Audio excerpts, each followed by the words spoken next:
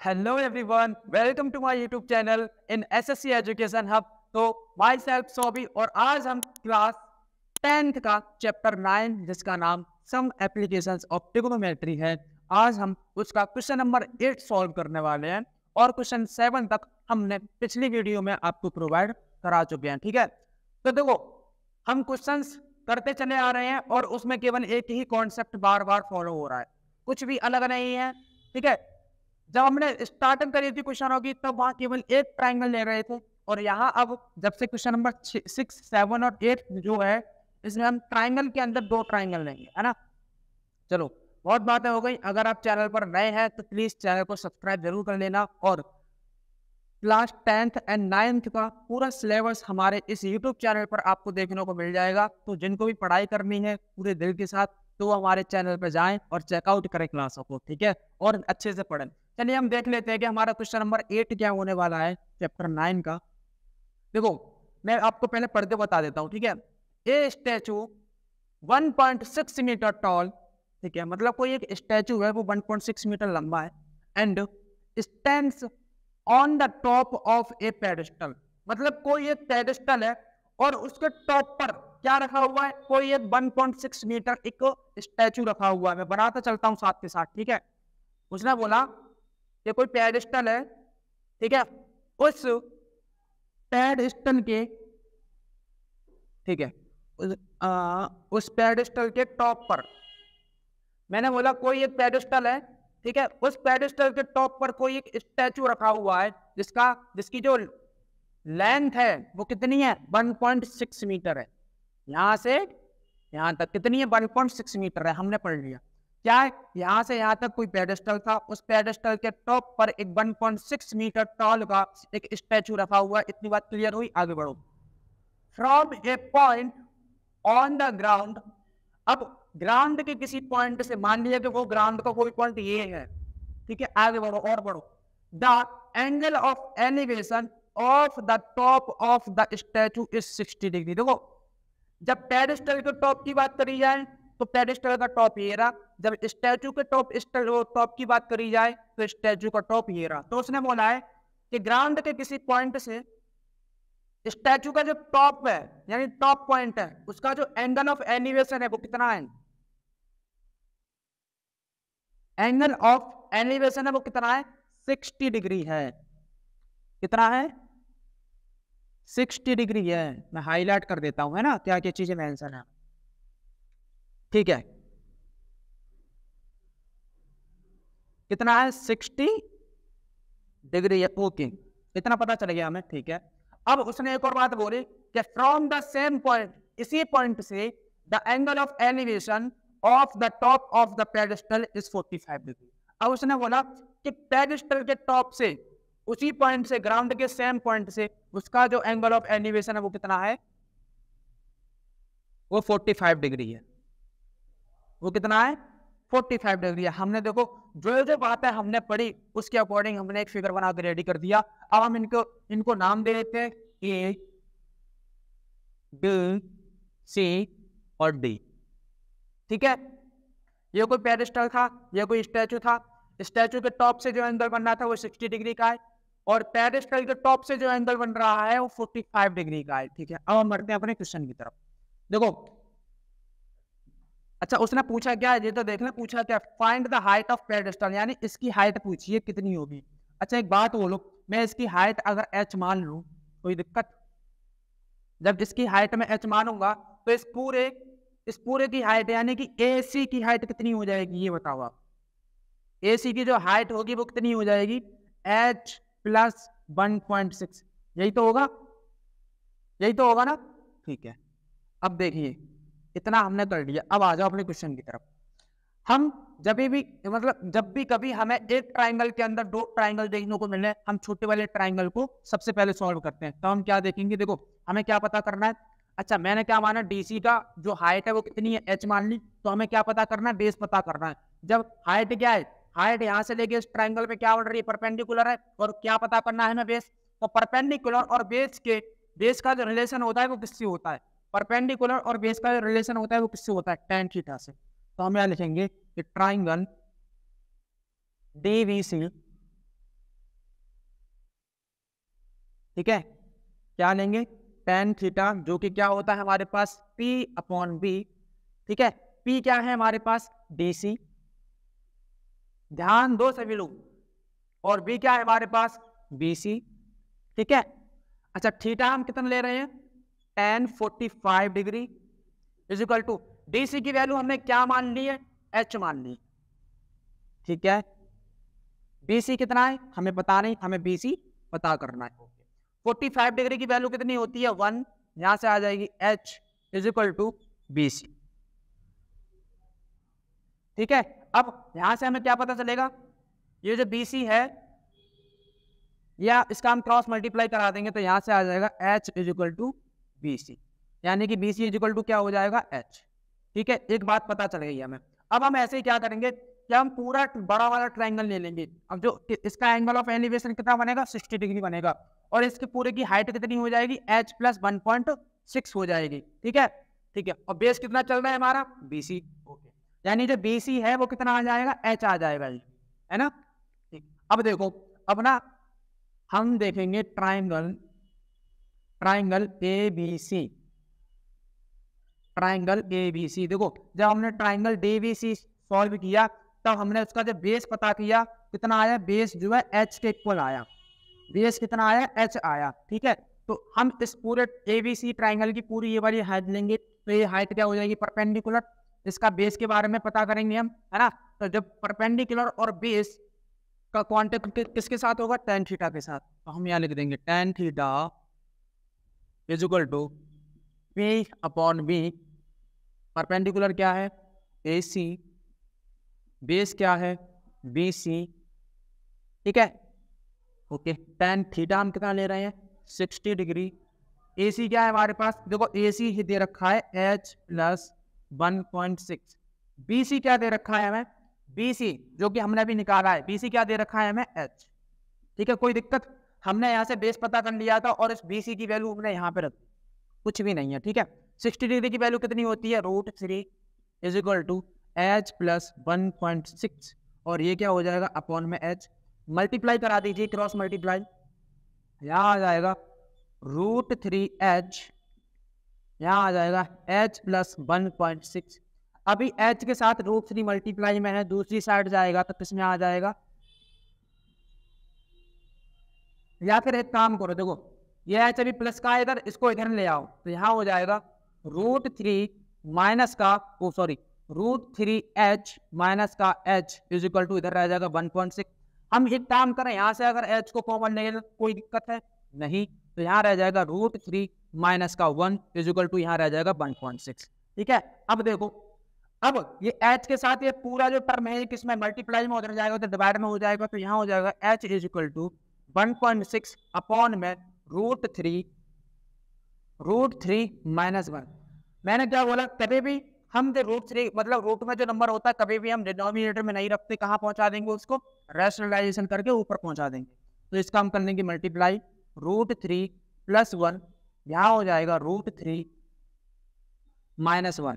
ठीक है, मल्टीप्लाई करिए, 1.6 का मल्टीप्लाई √3 के साथ होगा तो ये वैल्यू आएगी, प्लस यहाँ से आ जाएगा 1.6 अपॉन में √3 का मल्टीप्लाई। अच्छा देखो ऐसे a² माइनस b² वाली फॉर्म बना लो,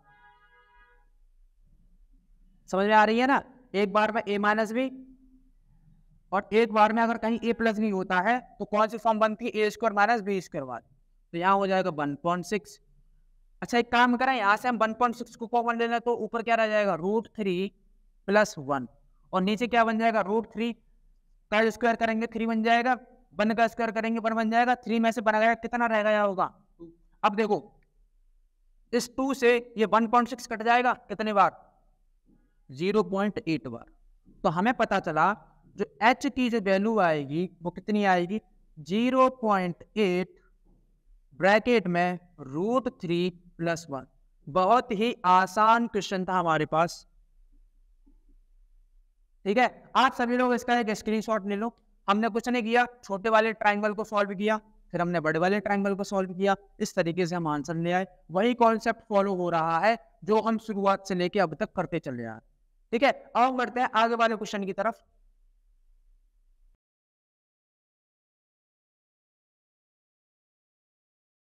हाँ, तो हमने क्वेश्चन 9 को लिख लिया है और एक नज़र इसके ऊपर भी डाल लेते हैं। इसको करने से पहले हम क्वेश्चन को पढ़ के समझ लेते हैं। चलिए, क्वेश्चन हमसे क्या बोल रहा है?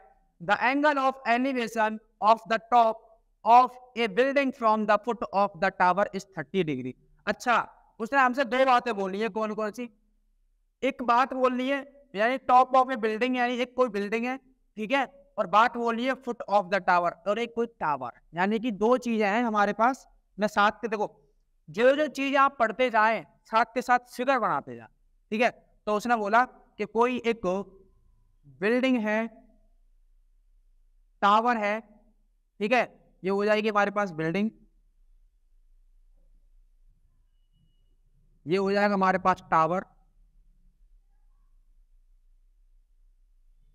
ठीक है। दो चीजें बोली है उसने। अब पढ़ो, the angle of elevation top of the building, top of the building, foot of the tower is 30 degree, foot of the tower is 30 degree. तो उसने बोला है बिल्डिंग के टॉप से, बिल्डिंग के टॉप से टावर के फुट तक जो एंगल बन रहा है वो कितने डिग्री का है? कितने डिग्री का है? 30 डिग्री का है। इतनी आसान भाषा में समझाने के बाद भी अगर आप नहीं समझ पा रहे हैं तो ये आप में कमी है, टीचर मेरे। समझ रहे हैं? तो ये चीज आप गौर से सुनो। अब सुनो आगे और देखो, the angle of elevation of the top of the tower. अब किसकी बात कर रहा है? टावर के टॉप की, ठीक है। फिर foot of the building is 60 degree, और किसकी बात कर रहा है? बिल्डिंग के फुट की। फुट होता है नीचे वाला पॉइंट और टॉप होता है ऊपर वाला पॉइंट, याद रखो हमेशा, ठीक है। अब इनके बीच जो एंगल बन रहा है ये कितने डिग्री का है? ये है भाई 60 डिग्री। इतनी चीज क्लियर होगी होगी, ठीक है। If the tower is 50 metre high, अगर टावर की जो हाइट है वो 50 मीटर है, तो ये बताओ कि बिल्डिंग की हाइट कितनी? मैं इनका नाम रख देता हूं, ए बी सी डी। ध्यान दो भाई, सबसे पहले हम क्या करेंगे? देखो, सबसे पहले हम एक एंगल उठाएंगे, वो ट्राइंगल उठाएंगे। ट्राइंगल के बाद देखो, हमने लिया ट्राइंगल DVC, जिसमें हमें पता है इसकी हाइट 50 मीटर है। बेस हमें पता नहीं है, हम सबसे पहले यही करेंगे कि इसका बेस पता करेंगे। जो हाइट है वो क्या है? परपेंडिकुलर है, ये बेस है, और परपेंडिकुलर और बेस के बीच में जो रिलेशन होता है वो किसका होता है? tan थीटा का होता है। तो हम यहाँ लेंगे कि ट्राइंगल DVC, ट्राइंगल DVC में हम ले रहे हैं tan थीटा। देखो, वही कॉन्सेप्ट है जो हम बार बार फॉलो कर रहे हैं, कुछ भी नहीं है। मैन सबसे बड़ा काम आपका यही है इस चैप्टर में, क्वेश्चन पढ़ो, सवाल पढ़ो, फिगर बनाओ, सवाल पढ़ो, फिगर बनाओ, इसके बाहर कुछ नहीं, ठीक है। tan थीटा यहाँ हो जाएगा P/B। P क्या है हमारे पास? P है हमारे पास DC, B क्या है हमारे पास? BC, ठीक है। अब देखो, tan थीटा, थीटा की वैल्यू हम कितनी ले रहे हैं? थीटा की वैल्यू हम ले रहे हैं 60 डिग्री। DC कितना है हमारे पास? 50 मीटर, यानी कि 50, और BC हमें निकालना है, तो BC को हम लिखेंगे ऐसे, ठीक है। 60 डिग्री की वैल्यू कितनी होती है? √3, या इज इक्वल टू में दे रखा है 50/BC। हम कर लेंगे क्रॉस मल्टीप्लाई, ठीक है, यहाँ हो जाएगा √3BC। अच्छा, एक और चीज मैं आपको बताऊं, बहुत से बच्चे क्या करते होंगे, जब इसका क्रॉस मल्टीप्लाई कराते होंगे ना, तो बहुत से बच्चे लिखते होंगे सर BC √3, ऐसे बहुत सारे बच्चे लिखते होंगे। लेकिन हाँ, ये चीज गलत नहीं है, गलत नहीं है, लेकिन कहीं ना कहीं लिखने का तरीका अलग है। क्या? जैसे अगर मैं आपसे बोलूं आप ना 3 का और x का मल्टीप्लाई कराओ, तो क्या आप x3 लिखते हैं? कभी नहीं लिखते। क्या लिखते हैं? 3x। तो आपने इस वाले अल्फाबेट के वर्ड को पीछे क्यों लिखा? ये भी तो कोई अल्फाबेट का वर्ड है, तो ये भी हम क्या करेंगे? हमेशा नंबर के पीछे लिखेंगे। कभी भी अल्फाबेट और नंबर हो, आप क्या करोगे? नंबर को हमेशा पहले लिखोगे और अल्फाबेट के वर्ड को हमेशा बाद में लिखोगे। तो लिखने का तरीका ये है हमारे पास, ठीक है। छोटी सी बात थी, आई तो बता दी, ठीक है। अब देखिए, BC के साथ √3 मल्टीप्लाई में है, उधर जाएगा, किस में आ जाएगा? वो डिवाइड में। तो BC की जो वैल्यू निकल आई हमारे पास, कितनी निकल आई? 50/√3। क्लियर? तो कहने का मतलब क्या है, जो बेस निकला हमारे पास वो कितना है? 50/√3। ओके, हमने क्या किया, ट्राइंगल डीबीसी सॉल्व किया, जो एंगल ऑफ एलिवेशन कितना था उसका 60 डिग्री था। अब हम ट्राइंगल एबीसी सॉल्व करेंगे। अब हमें क्या पता है, एबीसी में अब हमें बेस तो पता चल गया, लेकिन हमें इस बिल्डिंग की हाइट पता करनी है, और ये भी क्या है, बेस है, और हाइट क्या है, परपेंडिकुलर। तो रिलेशन कौन सा लगेगा, tan थीटा वाला। कौन सा रिलेशन लगेगा भाई, tan थीटा वाला। चलिए देखिए, ट्राइंगल ए बी सी, देखो triangle A B C base हमें पता है, तो हम क्या ले रहे हैं, कौन सा relation, tan theta is equal to P upon B होता है। पी क्या है हमारे पास बेटा, ए बी क्या है हमारे पास, बी सी। ठीक है, थीटा हम कितना ले रहे हैं यहाँ पे, थीटा हम जो ले रहे हैं यहाँ पर कितना ले रहे हैं, 30 डिग्री का। तो यहाँ पर जो थीटा होगा वो कितना होगा, 30 डिग्री का। Is equal to A B की वैल्यू कितनी है, ए बी की वैल्यू हमें निकालनी है, पता नहीं। बी सी की वैल्यू कितनी है, देखो बी सी की वैल्यू कितनी है, 50 अपॉन में कितनी है, रूट। यही तो, अच्छा ऐसे लिखो, थोड़ा ऊपर कर, ऐसे 50 अपॉन में √3, समझ में आ रहा होगा ना। ठीक है, tan 30 डिग्री की वैल्यू कितनी होती है, 1 अपॉन में √3 is equal to A V upon में 50 अपॉन में √3। ठीक है, अच्छा एक चीज बताओ, ये जो है ये किसमें है अभी, डिवाइड में। मैं इसको एक साइड से उधर ले जाऊं तो किसमें आ जाएगा, मल्टीप्लाई में, यानी कि मैं कर रहा हूं क्रॉस मल्टीप्लाई। 50 अपॉन में √3 है। ठीक है, अब मैं क्या करूंगा, देखो इधर देखो, तो यहाँ आ जाएगा, इधर तो 1 अपॉन √3 ऑलरेडी है, यहाँ से हमने 50 अपॉन में √3 को उठाया, उधर ले गए, तो ये क्या हो जाएगा, मल्टीप्लाई में आ जाएगा 50 अपॉन में √3। ठीक है, कुछ नहीं किया मैंने, यहाँ क्या रह गया, ये भी देखो √3 का मल्टीप्लाई √3 के साथ कराएंगे, क्या बन जाएगा, 50 अपॉन में केवल 3, और इज इक्वल टू में ए बी। हम 3 से इसका डिवाइड करा देंगे, देखो 3 बन जा 3, 2 रह गया, 2 रह गया, और 0 कितना हो गया, 20, 3 6 जा 18 पॉइंट, फिर 2 रह गया होगा, तो 3 6 जा 18। ठीक है, तो यानी कि कहने का मतलब क्या है, ए बी की जो वैल्यू है 6 6 6 कुछ ऐसे करके आ रही होगी, इज इक्वल टू होगी। तो मैं क्या करूंगा, ये 6 6 6 जो बार बार आ रहा है ना, मैं क्या करूंगा, एक पॉइंट बढ़ा के लिख दूंगा, तो इतने मीटर आ जाएगी ए बी की वैल्यू। ठीक है, आई होप आपको ये क्वेश्चन समझ में आया होगा। तो बिल्डिंग की जो हाइट है वो कितनी है, यानी कि ये जो क्या है, ये है हाइट ऑफ बिल्डिंग 16.7 मीटर। हमारा बहुत ही आसान क्वेश्चन था। सारी मेन जड़ की जो फसाद है वो कौन सा है, फिगर बना लो, सवाल पढ़ के। ठीक है, चलो इसका स्क्रीनशॉट ले लो। अब बढ़ते हैं आगे वाले क्वेश्चन की तरफ।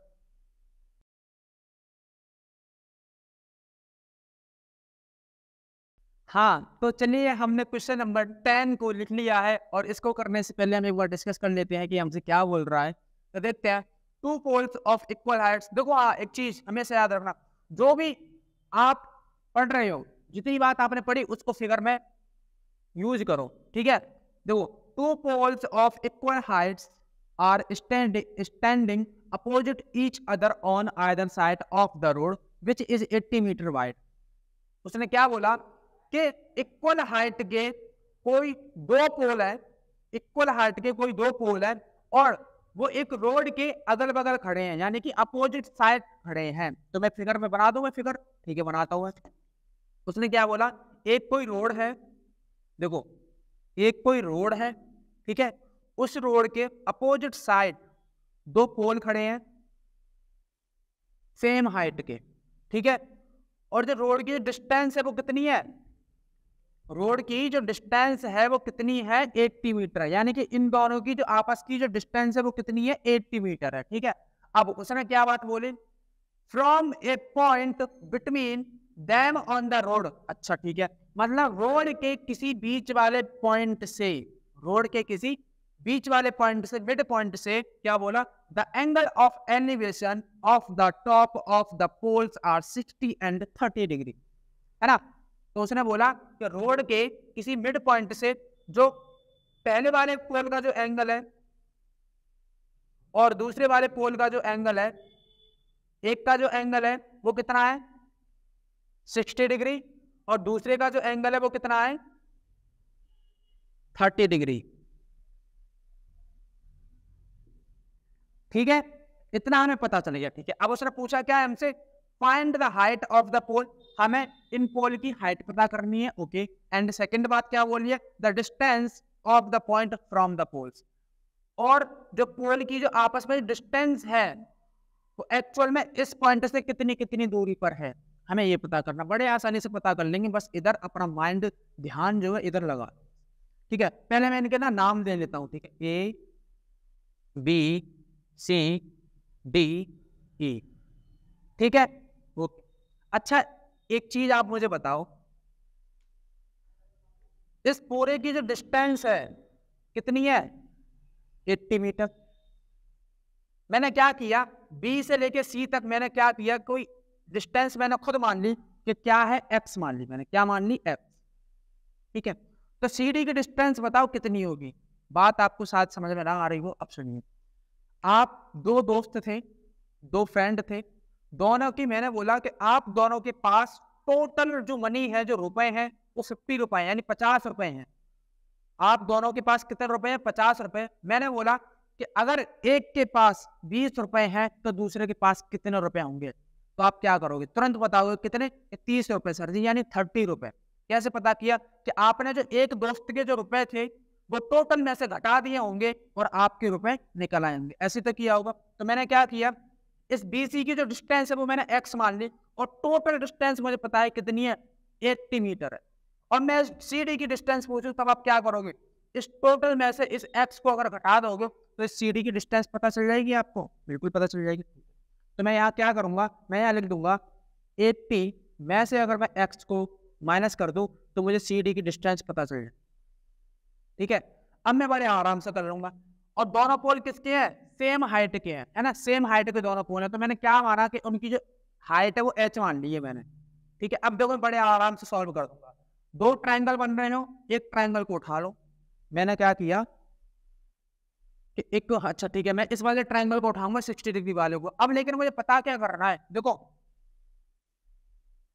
इसका हाइट मैंने क्या मानी है, एच, और बेस क्या माना है मैंने, एक्स।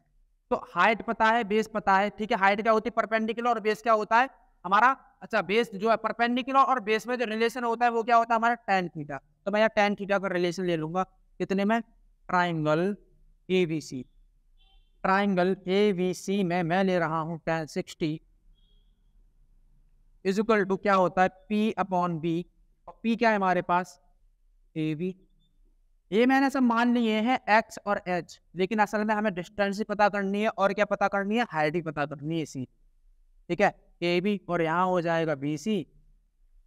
tan 60 की जो वैल्यू होती है वो कितनी होती है, √3। ए बी की वैल्यू कितनी मानी है हमने, h मानी है। बी सी की वैल्यू कितनी मानी है हमने, x मानी है। मैं क्या करूंगा, इसका मल्टीप्लाई इसके साथ करा दूंगा, तो यहाँ आ जाएगा √3x इज इक्वल टू क्या, h।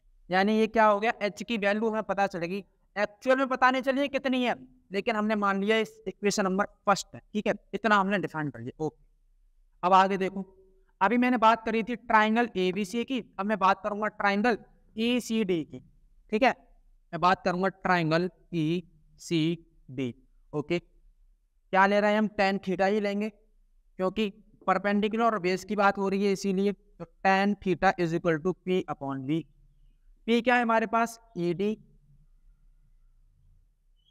और बेस क्या है हमारे पास, CD। ठीक है, tan थीटा की वैल्यू कितनी ली है मैंने, tan थीटा लिया है मैंने इस बार 30 डिग्री लिया है।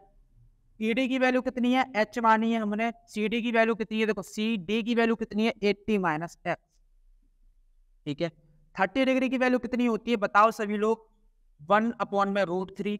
अच्छा, मैं एक काम करूं, मुझे पता है h की वैल्यू कितनी है, √3x। मैंने इक्वेशन नंबर फर्स्ट से मैं क्या करूंगा, h की वैल्यू यहाँ रख दूंगा। तो मैं क्या करूंगा, h की जो वैल्यू है वो √3x है, और अपॉन में कितना चल रहा है, 80 माइनस। ठीक है, अच्छा √3 कहाँ से आया, मैं यहाँ ना लिख लेता हूँ,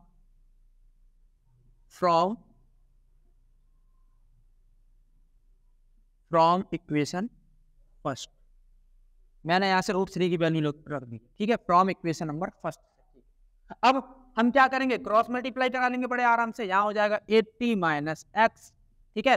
√3 का मल्टीप्लाई √3 के साथ कराओगे तो यहाँ बन जाएगा 3x। ये x अभी प्लस का, वो माइनस का है, उधर जाके प्लस का हो जाएगा, तो यहाँ हो जाएगा 80 is equal to 3x plus x, है ना। क्या किया, कुछ नहीं किया, इस माइनस वाले x को उठाया उधर ले गए। यहाँ हो जाएगा 80 इज इक्वल टू 4x, और अगर हम x की वैल्यू निकालेंगे तो यहाँ क्या आ जाएगा, 4 2 जा 8, यानी कि 20 वैल्यू आ जाएगी इसकी। तो x की जो वैल्यू आएगी वो कितनी आएगी, 20 मीटर। अब आप फिगर में देखो, हमने x माना क्या है, हमने x माना है बेस। क्या माना है, बेस। तो b से लेके c तक की जो दूरी होगी कितनी होगी, 20 मीटर। अब हमें यहाँ से लेके यहाँ तक की दूरी पता करनी है कि इस वाले पॉइंट से सेकंड वाले पोल की कितनी डिस्टेंस होगी। तो मैं क्या पता करूंगा, दूसरी जो डिस्टेंस होगी मैं पता करूंगा। अगर मैं यहाँ से 80 माइनस 20 घटा दो तो कितनी निकल आएगी, ये 60 मीटर निकल आएगी। दूसरे वाले की निकल आएगी 60 मीटर, पहले वाले की निकल आएगी 20 मीटर। अब इनकी हाइट भी तो सेम है। अब सेम हाइट कैसे पता करूंगा, देखो हाइट के लिए हमने ये लिखा है इधर, हाइट के लिए तो यहाँ मैं लिखूंगा, देखो यहाँ मैं लिख दे रहा हूँ इधर, ठीक है।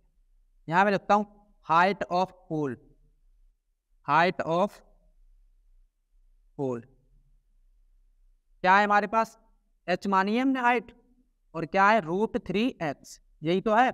x की वैल्यू कितनी निकल आई है, x वैल्यू निकल आई हमारे पास 20 मीटर, x की वैल्यू निकल आई हमारे पास 20 मीटर। तो हम x की वैल्यू पुट कर देंगे, यहाँ से आ जाएगा 20 √। तो हाइट कितनी निकल आई बेटा, हाइट इसकी निकल आई 20 √3। दोनों पोल की जो डिस्टेंस थी वो भी हमने पता कर ली, एंड हाइट जो थी वो भी हमने पता कर ली।